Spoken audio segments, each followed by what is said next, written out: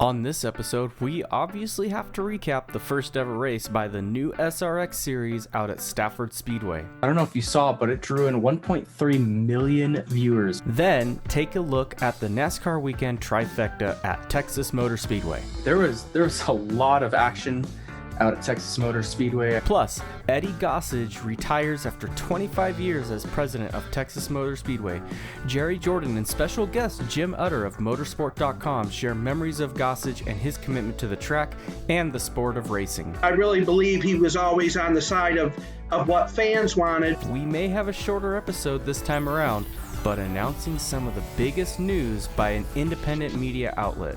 What could it be? You'll want to make sure you stay tuned in to the Kickin Show.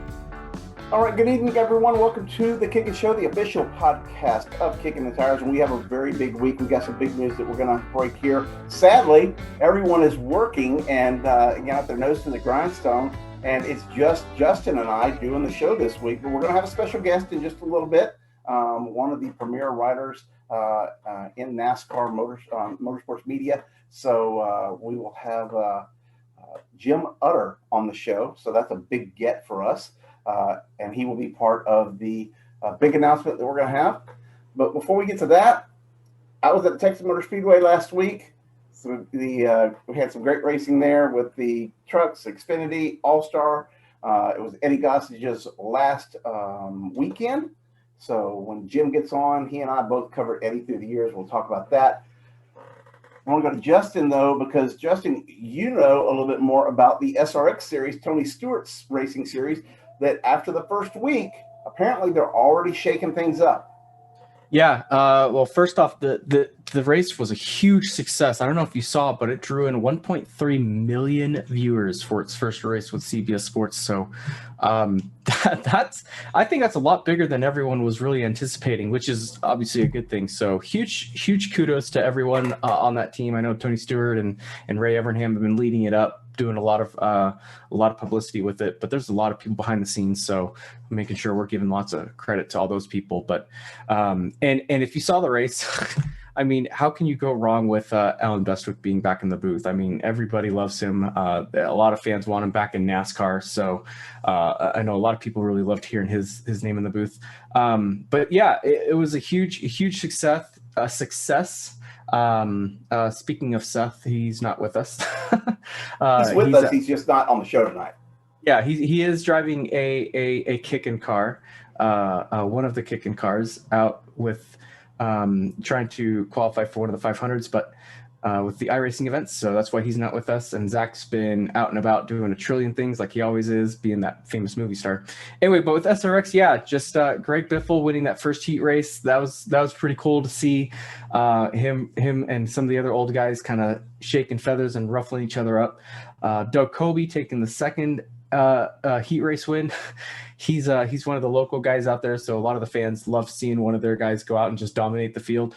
And then with that main, Doug Kobe just absolutely shining and everything like that. It was just cool to see, like, some of us who have been fans since the late 90s, early 2000s, seeing some of these guys who are now retired getting back behind the wheel and seeing some of these names. It was just really what an event. And I think my only thought is they just gotta learn a couple things, which they've already announced. They're going to be shuffling up some of the procedures with how the SRX race will go starting next round.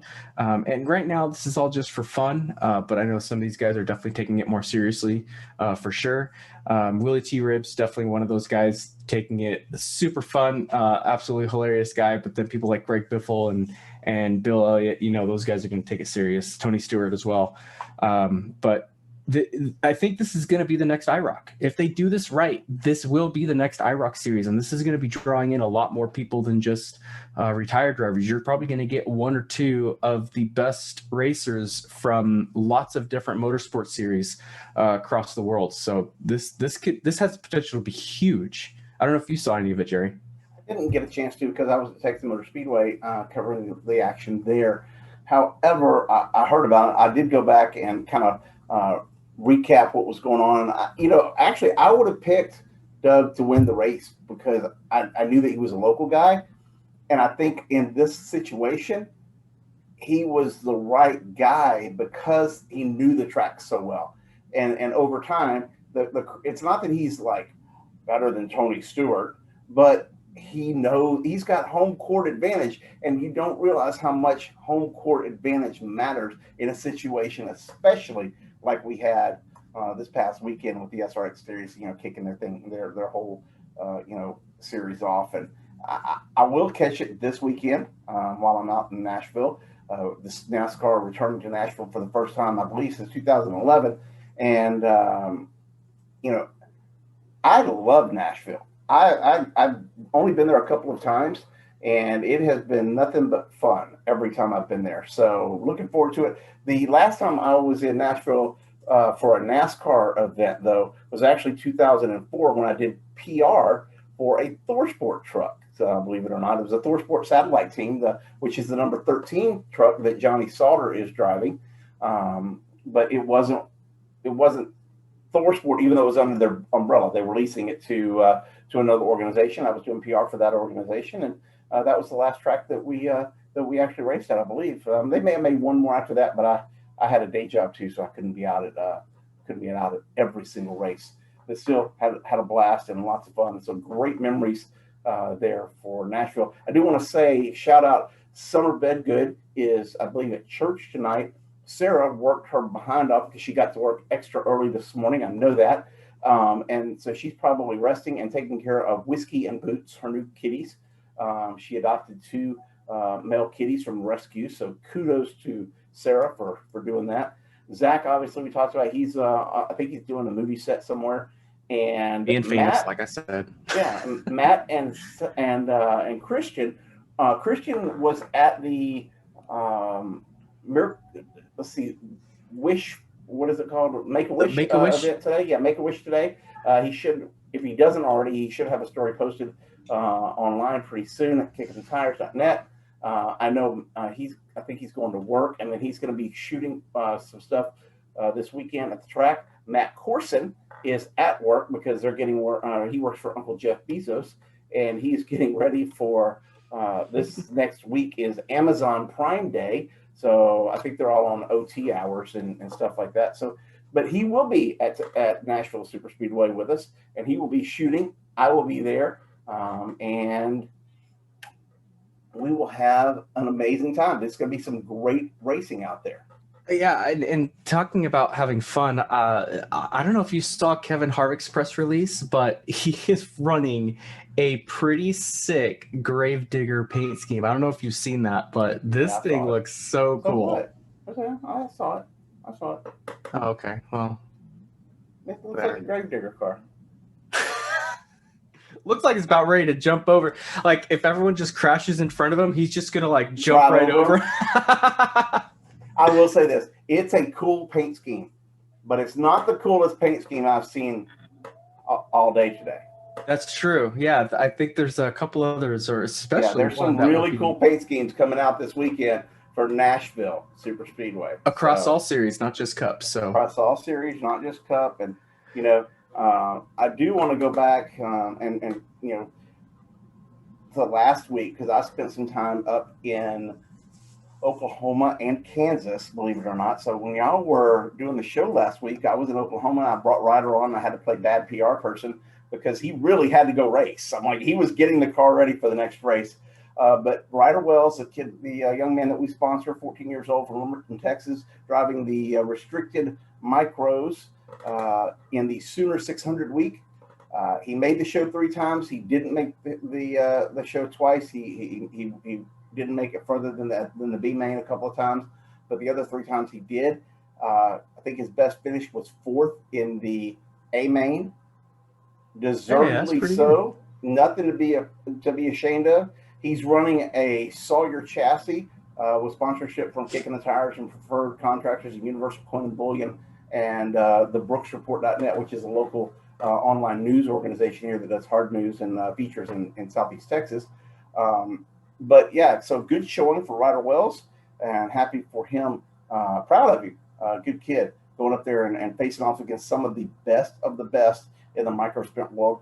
Got their attention. This was about learning and getting their attention. And the Sawyer folks came over to him and talked to him. Some of the other top teams came over and talked to him. Keith Kunz racing people came over and talked to him. They talked probably 30 minutes to Keith Kunz. I think the Sawyer people spent several hours with him and helped him out with the setup of the chassis. They have a very old Sawyer chassis. It handles very well down on the inside on the low line. And most of these micro sprint guys that are racing, they're fading up and running the top line. Ryder can hold the low line, which makes him, it's hard to pass him, one, but it makes it easier for him to get past other drivers. So it caught people's attention that he could hold that low line the way that he did.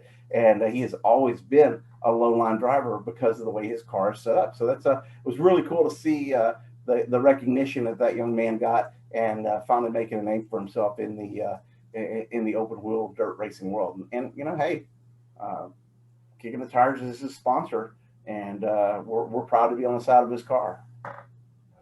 Yeah, and it looked like he had fun too. He had a good time.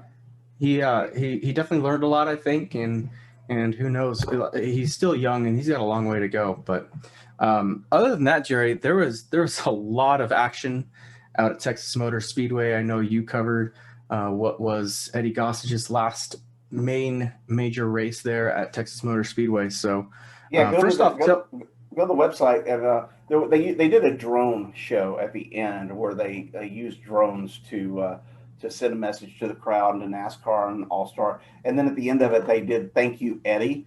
And I have a photo of the drone spelling out "Thank you, Eddie." And then I superimposed another photo of Eddie Gossage looking at it, because that's the first time. He didn't know that was going to happen.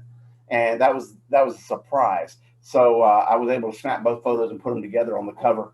And you can go look at that. It's really, really cool. We're going to have Jim Utter on in just a few minutes from motorsport.com. And he will tell us a little bit about Eddie's career through the years. And as promised, it looks like Jim Utter from motorsport.com has joined the show. Jim, before we get into our big news, I just wanted to ask you, because we were just talking about Texas Motor Speedway. And first, thank you for coming on. I know it was short notice, but I appreciate it. You're one of the top reporters in auto racing as a whole, and I really appreciate it. Take us through your thoughts on Eddie Gossage and his departure from Texas Motor Speedway after being the guy that built that place from the ground up, along with, right at the helm of SMI's Texas division. Well, first of all, after that introduction, I'll be on your show anytime you like. All right, yay! But I started in 1998, and which was a little after Eddie Gossage and Texas Motor Speedway kind of kicked things off down there. And I know, talking to my late colleague David Poole when I was at the Charlotte Observer, there were quite a lot of stories from that first race weekend at Texas, both with the track and the traffic and the racing. And, Eddie's always been, he came, in my opinion, from that Humpy Wheeler mode of big promoter, kind of wanting to make everything a big event and give people a reason to come. Which was why he always, although, he was promoted it himself, but I really believe he was always on the side of what fans wanted, because he really looked after the fans that had come to Texas Motor Speedway since the beginning, wanting to ensure that the people who camped there for days had something to see. He didn't like reduction of track activity, as you well know. He didn't like races. He didn't like shorter races. He made all that perfectly clear to us many times. And I'll give him this. He was, he had a set of beliefs and what he thought was how to run a big show like NASCAR racing, and he stuck to his guns until the day he walked out the door. I gotta ask real quick, the 6-shooters, right? So have those always been a thing whenever you went at Texas, or was this like one of Eddie's ideas that he brought on like partway through their schedule with NASCAR? First of all, Justin, cool T-shirt. Oh, well, duh. I mean, no. Yeah, he's out of uniform, but I wore it just for you. and nice Kickin the Tires logo cleverly placed behind you, Jerry. Yes, I have a interesting setup right here. But to answer Justin's question, I remember six shooters and guns for as long as I can remember. I don't know for certain that they were from the very beginning, but I'm thinking so.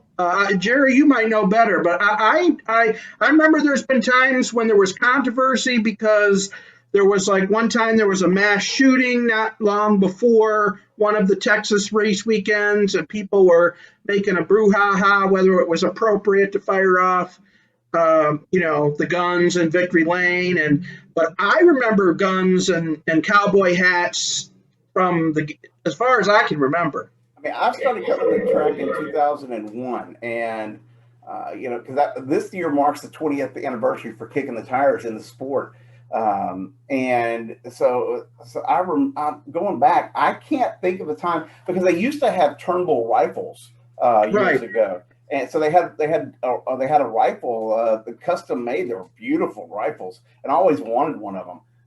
And they've always given away. They had those Charlie.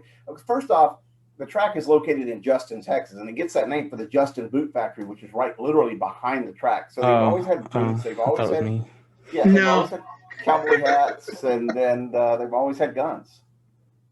Yeah, and didn't the pole winner used to get a gun too? Yes, yeah. At one point, I think the pole winner used to a rifle or a shotgun or something. They got the rifle or a shotgun. Yeah, they used to give a Benelli shotgun as well. That's right. Yeah, because a certain driver won the shotgun one time and couldn't take it with him. Yeah, all kinds of guns in Texas. If you were winning races in Texas, there was 100% chance you were shooting something in Victory Lane. Yeah, if you won a race in Texas, you were going to fire off a weapon. I wonder if there's ever been a NASCAR driver's ever won there and like actually didn't like shooting guns. You know how some people don't like shooting guns or whatever, and then they end up holding these six shooters. Like, I think there were some like people that were a little skittish, but I think everybody pretty much did it, if I remember. It's okay, they're blanks. Wait, when Pato O'Ward won the IndyCar race, and I was there earlier this year. He had never shot a gun before. So he was like, then he got into it. Then he was having fun. Oh, yeah. And then you got the people like on the other side of the spectrum are like kid in a candy store when they get the guns. Can I shoot more? Can I shoot more? Yeah, exactly. Yeah, like Jeff Gordon with his Pepsi car or something like that. Give me some Pepsi cans. So they are blanks. I mean, the guns and then the fire. The fire was always such a big deal because, damn, it was hot in Texas, but when that fire is going to Victory Lane, it's 10 times hotter. Yeah, he came up with this whole gas explosion of fire, and you could feel it. I'm standing on the bleachers, taking photos. It's like your hair is singed from fire in Victory Lane because of the way they had this thing set up. And I honestly can't remember that, other than I guess when Harris sponsored the race years and years ago, I don't think they had fire at that time, but they had these cannons with these confetti, and that confetti. We had a whole lot more confetti back then than we do now. Yeah, I think the fire came with a redesign of Victory Lane, right? And which was, and nowadays it was quite a while ago. I'd say probably at least 10 years. But ever since then, it's been the fire lights up around. The guns go off, the cowboy hats, and always a big show. Well, I asked you on the show because I wanted to share something with you, and there's some really big news. As I said, this is the 20th anniversary year of Kicking the Tires, and we're really proud. I mean, I'm glad I've made it 20 years, man. So any journalist nowadays should be happy they made it 20 years. Yeah, definitely. Any journalist should be happy they made it like 20 weeks. Jim, you should check your phone right now. I should check my phone? Yeah. Oh, okay. Checking my phone. It's only cool if you have an Android phone that you're checking.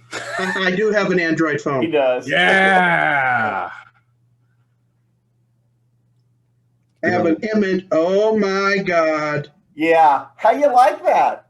Oh my God. And we'll flash it up here on the screen for everyone to see what Jim Utter is seeing. But yes, Jim Utter, that Can't is see it. Yeah, I hope you got something bigger. Oh yeah. yeah, that is not a Photoshop image. This is that a real car I'm going to Yeah. see on the track. Yes, you are. Now that is impressive, my friend. We are on the number 68 Brandon Built Motorsports car, or with Brandon Brown behind the wheel, and we're not sponsoring his rear end. No, you're not. We're on the hood. That's right. Jerry likes it on top. That's where he wants to sponsor him. Jerry, you got kicking the tires all over this car. Yeah, well, I'm sharing it with Brandon Davison, who is a country music star from the Nashville area, I believe. He's going to be on the sides and the quarter panel, but we were able to secure the hood and be the primary sponsor for this weekend's race at Nashville as the series returns. Well, congratulations, Brandon's certainly been quite in the thick of being contending week after week, and I know he's been desperately in search of sponsorship. I saw his cool video last weekend at Texas, and I just want to say that the color of this car is very impressive to me. Yeah, I mean, the background color is really cool. I don't know if you saw, but I put together a story earlier today on Keelan Harvick's Father's Day paint scheme for his dad with the Gravedigger. right. That was cool, but I have to tell you, this is cool, very cool too. Yeah, we were almost just talking about that It earlier. almost looks like wood paneling on It the is. car. It's kind of like a guitar theme or wood barn. Yeah, theme. I mean, it's really sharp.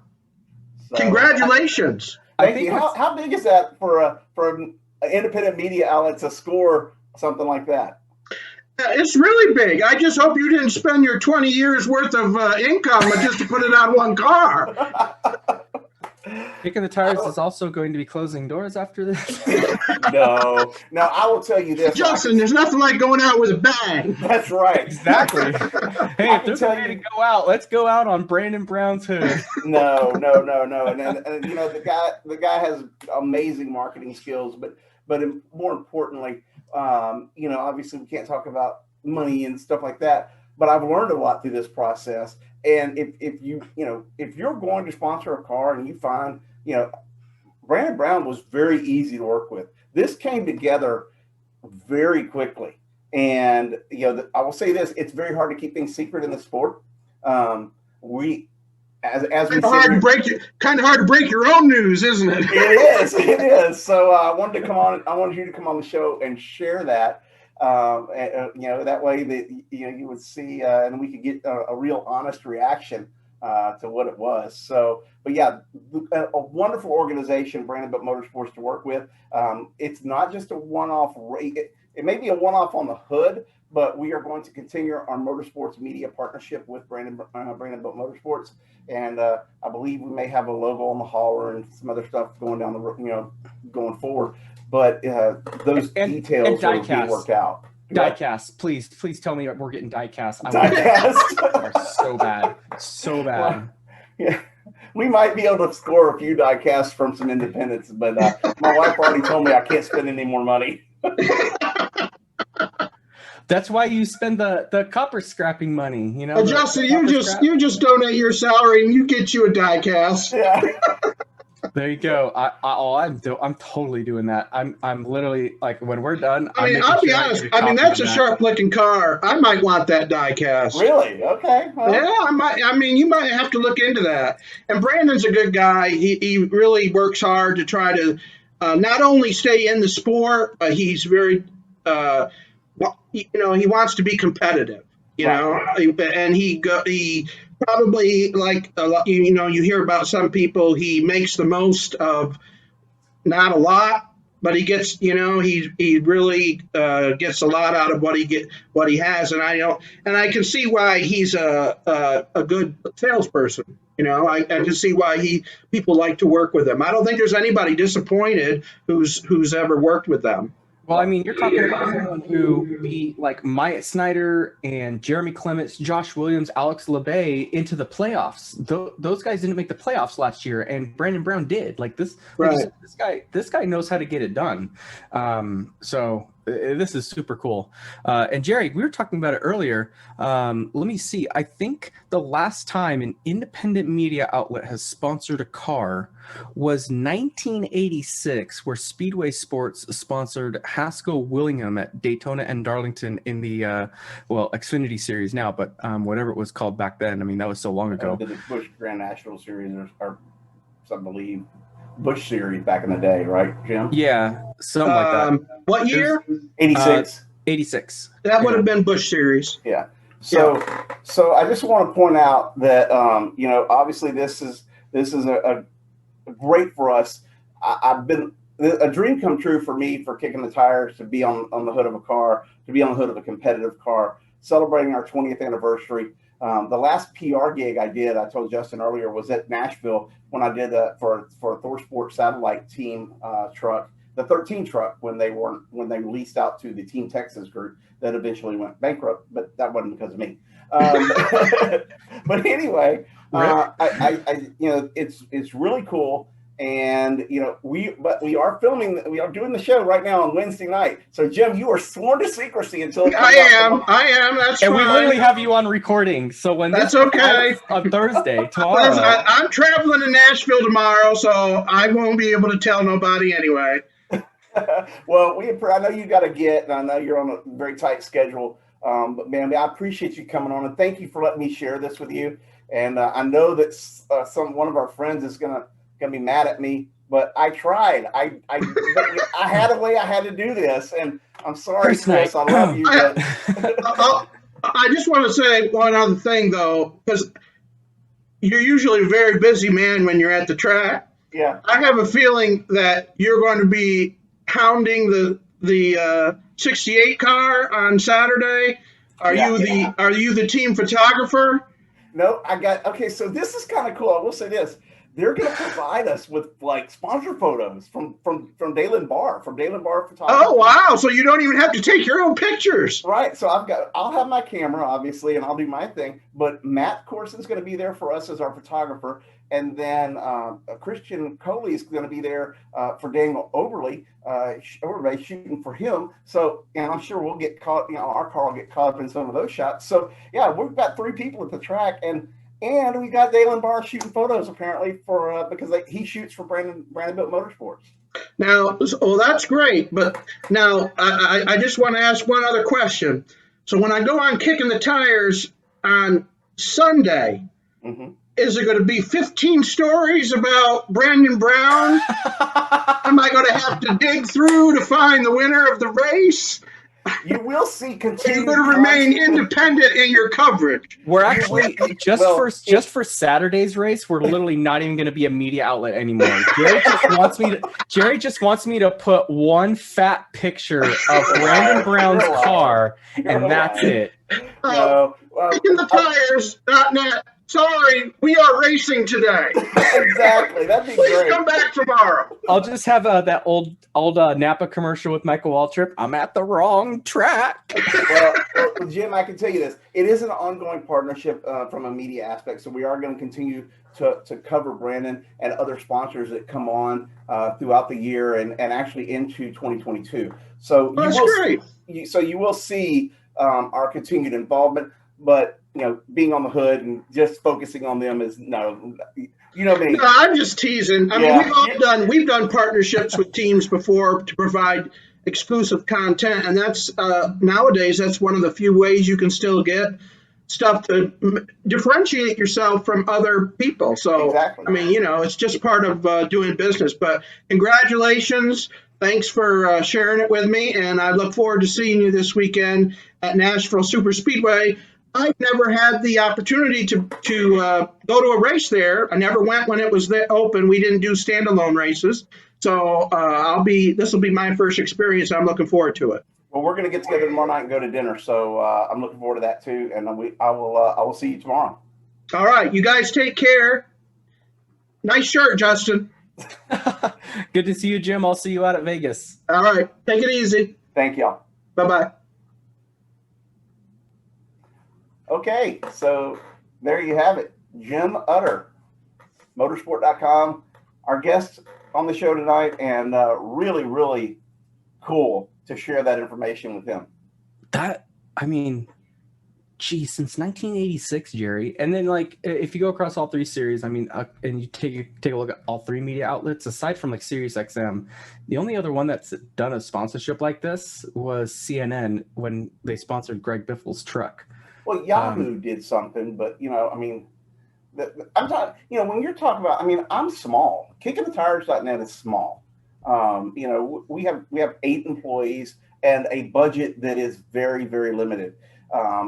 So to do this and to pull it off took a lot. It's a big gamble on my part, but you know what? I feel like Brandon Motorsports. I feel like Brandon Brown and that team, they're worth the gamble because here's the thing.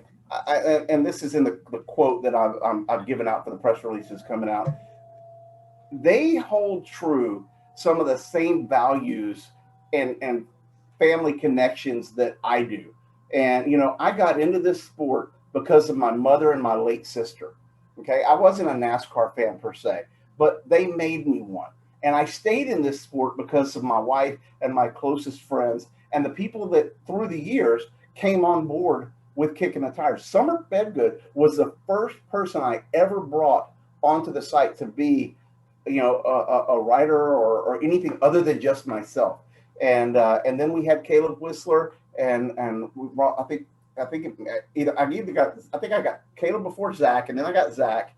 And I've had a couple of interns, through the years, but we have a very core team. Caleb went on, congratulations. Oh, we had Aaron Bearden, who started his own thing. Caleb is still in the sport. Very proud of Caleb Whistler for what he's done. And I think last I heard he was over at Kyle Busch Motorsports.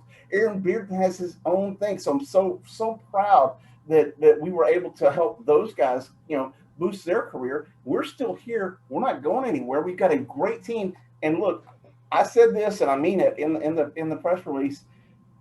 None of this, and I said this on the chat earlier on the Slack, none of this would be possible without you guys. Justin, last year when we got hacked and we got shut down, you stayed up for like 36 hours straight. I know because I was up for like 28 of them, and I just passed out. I think that's the only time I've ever outlasted you for staying up late, something like that. But you were doing something I couldn't do, and thank God for Rachel letting you do it. And Summer, like I said, has been here since her first day, and I appreciate her loyalty. We've got Sarah. Through the years, we had Sir Jordan. Loved working with her. Her great photography skills. She's doing her own thing now, and so we've got Seth doing a whole bunch of iRacing stuff too. Seth came on as an iRacing guy, just as an iRacing guy, and he's branched out into all kinds of different stuff and become a real go-to for the site. So and we got Christian just focusing on ARCA, and I'm telling you right now, I know for a fact that 40,000 of our hits last month came from Christian's ARCA coverage. 40,000 users came to see that. I don't know if ARCA has 40,000 people at their races, but I know for a fact that they hit our website. So his coverage has been absolutely phenomenal. That blew my mind when I saw that number at the end of the month. That's just absolutely insane for such a series that doesn't get as much like TV coverage or media coverage in general. So, and we have a great sponsor. We have one advertiser at this time. I'm working on a couple of different sponsors, and hopefully I can get them on. But Universal Point of Bullion has been a stalwart with Kickin' the Tires since probably 2008 or 9. They have been here for over 10 years now, and they're on the site every week. So I'm very proud to be affiliated with Universal Point of Bullion. If you're looking for gold and silver or platinum, precious metals, rare coins, those are your guys to go to. Mike Fulgens is like literally he's America's gold expert, like trademark America's gold expert, and that's who sponsors us, makes all of this stuff possible. And we're looking for more people, just like Brandon Brown's looking for more people. So I couldn't think of a better team to partner up with, especially, man, with that video that he put out last weekend. So, and here it is. I mean, you can watch it right now. Race fans, this is incredibly tough to talk about, but I do know that there are going to be races that I'm going out unsponsored, nobody in the car, car's going to be blank. And I'm bringing the deal to you here at Brandonville Motorsports. You can come on down to the number 68 where we're for sale. You can see your company right here on this 68 Chevy Camaro Hot Rod. Are you tired of spending your company's hard-earned dollar on some of these garbage advertisements? Pow! Come on down where the 68 works for you. We got quarter panels. We got deck lids. We got C-posts. You can sponsor my rear end. So come on down to Brandonville Motorsports where we have the fire deal and we'll take care of you.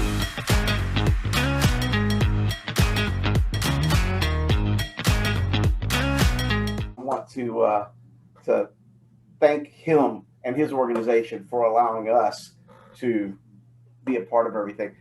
I know we have to do picks. So I'm going to tell you right now, I'm picking Brandon Brown in the Xfinity Series.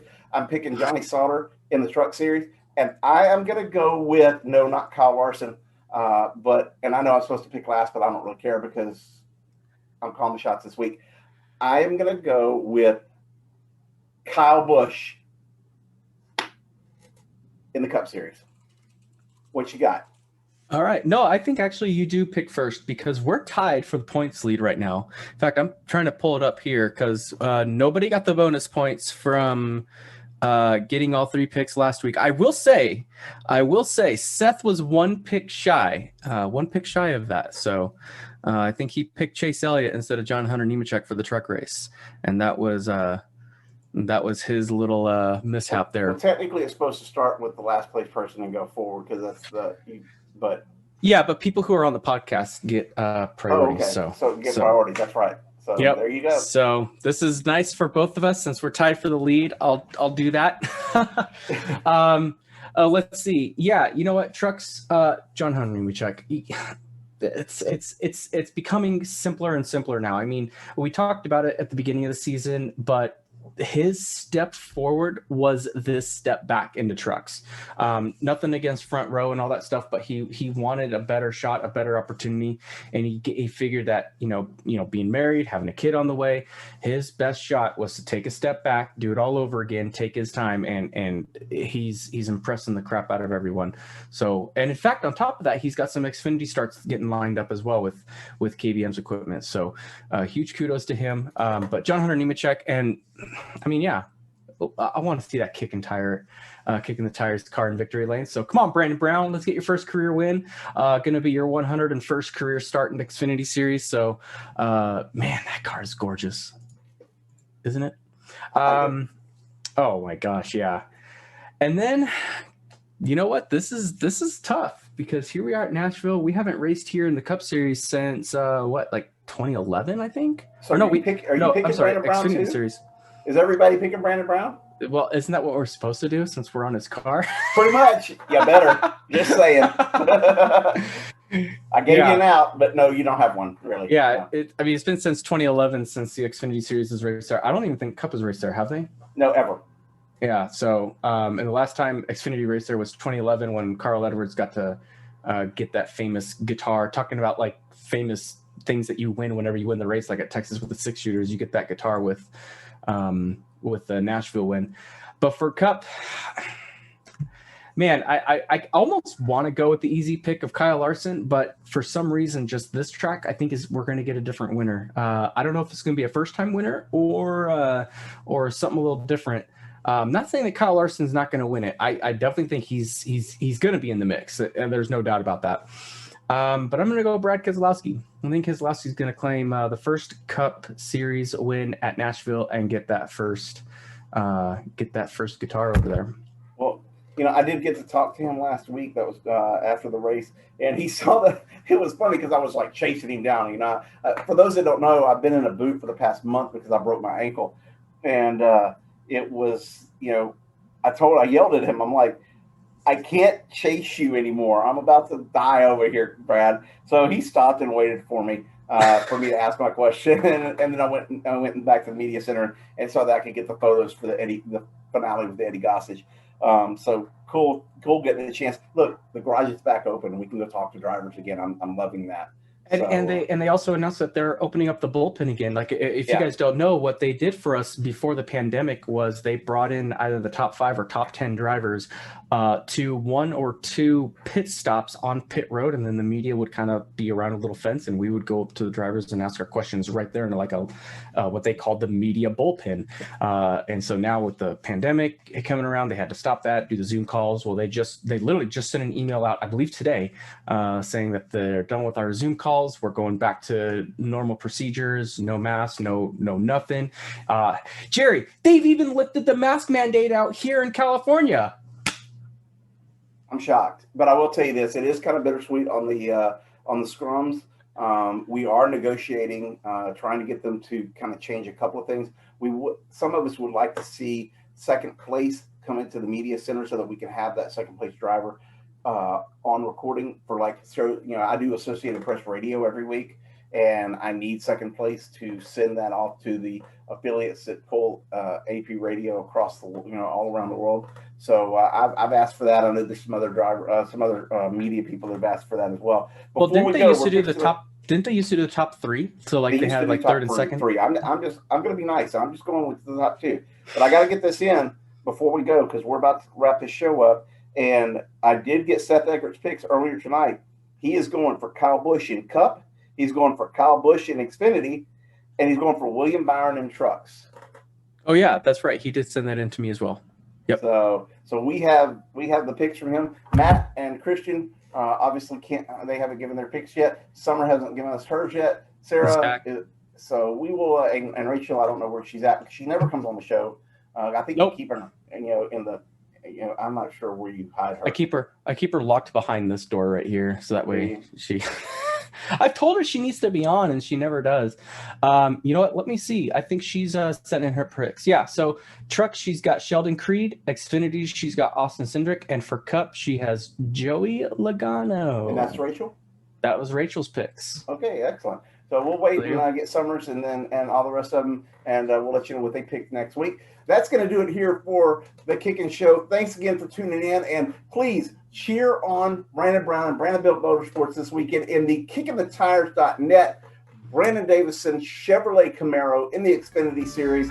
First time at the track, I believe, since 2011 for that series, and we are really hoping to see that amazing-looking paint scheme. I'm not biased or anything, but I'd love to see it in Victory Lane. I think at this point, you're totally allowed to be biased.